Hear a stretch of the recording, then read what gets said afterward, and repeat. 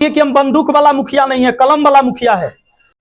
मैं सलाह पंचायत का मुखिया हूं, विपिन कुमार राय, और वैशाली जिला में ही हमारा भाई घर आता है, हमारा पंचायत आता है।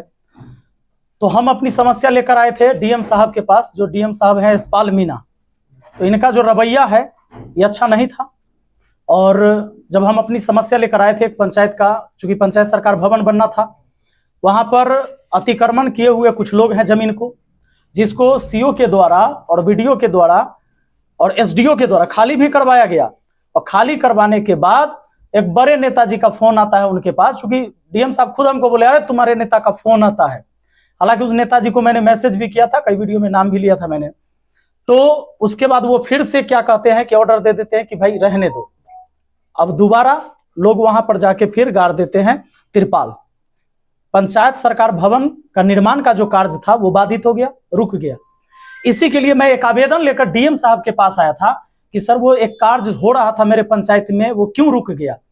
तो डीएम साहब का जो तरीका था हमसे मिलने का, वो तरीका अच्छा नहीं था। जैसे ही हम अंदर प्रवेश किए थे तो पहले तो हम गए तो बोले प्रणाम सर, भाई कोई अधिकारी है, हम लोग का एक संस्कार में भी बनता है।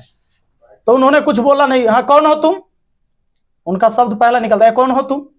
बोले कि सर हम सलाह पंचायत के मुखिया है, विपिन कुमार राय नाम हुआ हमारा। हाँ क्या बात है। मैंने बोला कि सर हमको पंचायत सरकार भवन निर्माण के संबंध में बात करना है आपसे। हाँ क्या बात करना है। अरे तुम कैसा आदमी हो, ऐसा जमीन बताते हो जिसमें लोग विरोध कर देते हैं, वीडियो वायरल हो जाता है। हम कि सर सरकारी जमीन बताया जाएगा ना आपको, सरकारी जमीन में ही पंचायत सरकार भवन बनेगा, और जो एनओसी दिया गया सीओ के द्वारा उसके बाद ही तो वर्क ऑर्डर पास हुआ। तुरंत वो कहते हैं इसको बाहर निकालो। ये बात बुरा लगा, क्योंकि एक जनप्रतिनिधि हूं मैं, जनता का आवाज हूं। अगर जनता ने मुझे वोट देकर चुना है, इसका मतलब वो अपनी आवाज बनाया है मुझे। फिर उन्होंने दोबारा मुझसे पूछा कि तुम मुखिया है कि तेरी मां मुखिया है। मैंने बोला सर मैं ही मुखिया हूं।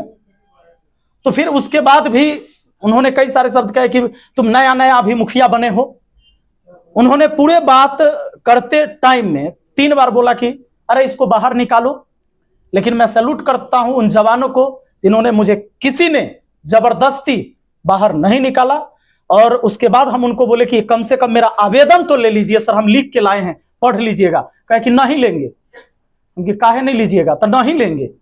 तो फिर हम चले आए, हम बोले कि थैंक यू, धन्यवाद। हालांकि वही आवेदन आज दोबारा मैं लेकर आया था, और मैंने लोगों से आह्वान किया था कि भाई आपकी भी अगर समस्या, ये मेरी समस्या थी, अगर वैशाली जिला के किसी भी व्यक्ति का समस्या है तो अपनी अपनी समस्या लेकर पहुंचिए डीएम कार्यालय आज 11 बजे।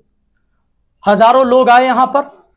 जब हजारों लोग आए, बहुत सारे पुलिस प्रशासन की व्यवस्था भी थी, अच्छी बात है। मैं भी चाहता था कि कानून की धज्जियां न उड़े, जो सारी चीजें हो वो संवैधानिक तरीके से हो, और व्यवस्थाएं पूरा दुरुस्त था प्रशासन की। वहां पर बहुत सारे लोग पहुंचे, सब अपना अपना आवेदन लेके। हालांकि डीएम साहब गायब हो गए। अब पता ना काहे गायब हो गए, अब तो वही जानेंगे, आप लोग जाके पूछिएगा। क्योंकि इससे पहले मुझे पता चला था, कुछ लोगों ने बताया कि वीसी हो रहा था, और कहा गया कि 1:30 बजे से मिलेंगे लोगों से। बहुत सारे लोग आवेदन लेके जब गए थे तो कहे कि 1:30 बजे से मिलेंगे, तो हम भी तैयार थे। 11 बजे न गए, हम सोचे अब 1:30 बजे जाएंगे कि डीएम साहब मिले, लेकिन डीएम साहब हो गए गायब। तो अब मिले एसडीएम साहब। उन्होंने कहा कि सर आप अपनी समस्या मुझे बताइए, और आपकी समस्या का समाधान हम करेंगे, इसकी जांच होगी, कार्रवाई होगी। तो मैंने उनको अपना समस्या बताया, अपना आवेदन दिया, उन्होंने आवेदन स्वीकार किया। और जितने भी लोग आए थे मैंने अपील भी किया कि भाई आप आवेदन दीजिए, चूंकि अब डीएम साहब तो गायब हैं, डीएम साहब है नहीं, तो आप उनको आवेदन दे सकते हैं। और मैं एसडीएम साहब से फिर जानना चाहूंगा कि कितने आवेदन आए और कितने आवेदन का निपटारा हुआ। हालांकि मैंने ये भी कहा है कि यह भी आश्वासन दिया जाए आवेदन लेने के बाद कि आपके इस आवेदन के समस्या का निपटारा कब तक होगा। चाहे कोई भी व्यक्ति, या तो वो राशन कार्ड बनवाता है, तो राशन कार्ड जब बनवाने जाएगा तो आप अप्लाई करिएगा, तो ब्लॉक की स्थिति यह है कि पहले रिजेक्ट हो जाएगा फॉर्म। आप फॉर्म भरते रहिएगा, ऑनलाइन करते रहिएगा, वो रिजेक्ट होते रहेगा। लेकिन जैसे ही किसी दलाल को पकड़िएगा, 5000 रुपया दीजिएगा, फॉर्म एक्सेप्ट हो जाता है। तो इसकी जांच होनी चाहिए। पूरे वैशाली जिला में एक सलाह पंचायत है जहां 5 केजी के 5 केजी राशन प्रति व्यक्ति मिलता है, बाकी जिला में क्यों नहीं मिलता है, यह सवाल बनता है। और आप सबको पता है, मीडिया बंधु है, आप पता लगाइए, जब डीलर के यहां राशन बटाता है तो आप लोग को जाना चाहिए। इसके बाद यही सारे सवाल हम उठा रहे थे, लेकिन हमारे ऊपर नोटिस निकाल दिया गया। ये जो चीजें मैं बोल रहा हूं कि जातीय, आवासीय, राशन कार्ड, शौचालय, आवास, इनमें घूस लिया जाता है। पूरे जिला क्या पूरे बिहार की स्थिति है ये।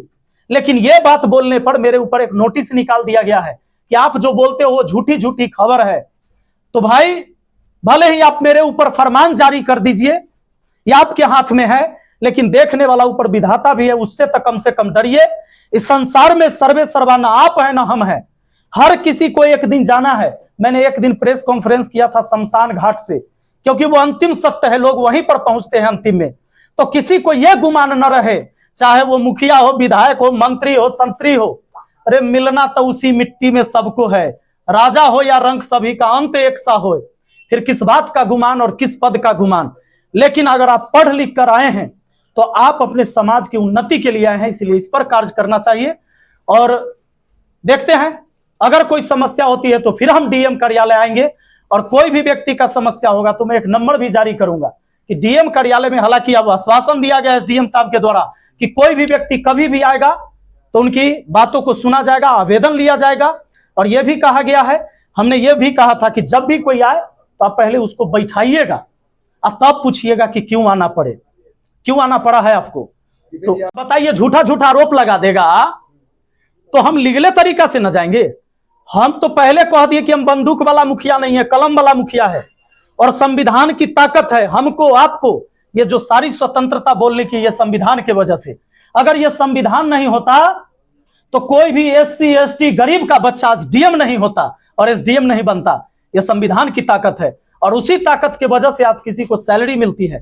तो हम तो गए थे भाई, हम लीगल तरीके से ही गए थे। खान सर का भी इन्वॉल्व इस मामले में हुआ था भाई, सिर्फ खान सर नहीं, जितने भी शिक्षित और समझदार लोग हैं उन सबका समर्थन था। जो भी समझदार लोग हो, वो पढ़े लिखे हैं या नहीं है, उन्होंने एक अक्षर पढ़ाई नहीं किया हो, उन लोगों का भी समर्थन था। वो भी वहां पर आए थे अपना आवेदन लेके, और ये दिखाने की अगर आप एक आवेदन नहीं एक्सेप्ट करेंगे तो समस्या देख लीजिए। और मैं डीएम साहब को फिर से कहना चाहूंगा कि एक दिन की इतनी समस्या है, अब जरा सोचिए कि अगर इतनी समस्या क्या आप डेली निपटारा करेंगे तभी वैशाली जिला का विकास होगा। आप कहते हैं कि हम इंदौर बना देंगे हाजीपुर को। कुछ दिन पहले आपने डस्टबिन वाला सिस्टम लाया था। अभी लोहिया स्वच्छ मिशन अभियान के तहत हर पंचायत को स्वच्छ बनाना है, और डीएम साहब ने खुद कहा कि हमें इंदौर बनाना है। आप बताइए, ये जो पॉपुलेशन तो बढ़ ही रहा है, छोड़िए पोल्यूशन, जो एयर इंडेक्स क्वालिटी आप देखिए, पटना से बेकार हो गया हाजीपुर का, कैसे आप इंदौर बना दीजिएगा? क्या मॉडल है आपका? इस पर बात करना चाहिए।